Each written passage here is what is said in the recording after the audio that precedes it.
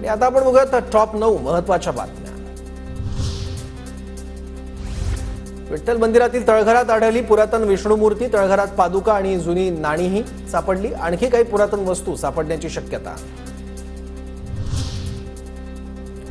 विशाल अग्रवाल आणि सुरेंद्र अग्रवालला 14 दिवसांची न्यायालयीन कोठडी। ड्रायव्हरला डांबून ठेवलं आणि ड्रायव्हरला खोटा जबाब द्यायला लावल्याचा आरोप।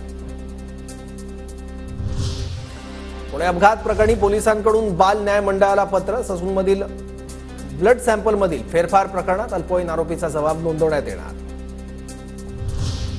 डोंबिवली एमआयडीसीतून कंपन्यांचं स्थलांतर करण्याला विरोध। अनेक कंपन्यांच्या मालकांची डोंबिवलीतील एमआयडीसी कार्यालयाला धडक। कार्यालयात घेराव घालत जाब विचारला। पुणे विद्यापीठात अखिल भारतीय विद्यार्थी परिषदेचं आंदोलन। विद्यापीठात काही दिवसांपूर्वी गांजा सापडल्याने एबीव्हीपी आक्रमक। विद्यापीठ प्रशासन जाणून बुजून दुर्लक्ष करत असल्याचा आरोप।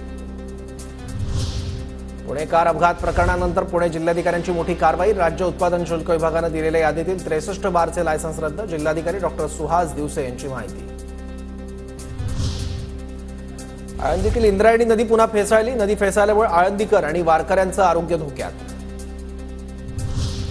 नागपुरात उष्माघातामुळे आणखी 3 मृत्यू। आतापर्यंत उष्माघाताने 22 जणांचा मृत्यू। विदर्भात अनेक ठिकाणी तापमान 45 अंशांवर। मुलुंड टोल नाक्यावर वाहनांच्या लांबच लांब रांगा। मुंबईच्या दिशेने येणाऱ्या मार्गावर वाहतूक कोंडी। मध्य रेल्वेवर विशेष ब्लॉक असल्यानं वाहनधारकांना वाहतूक कोंडीचा फटका।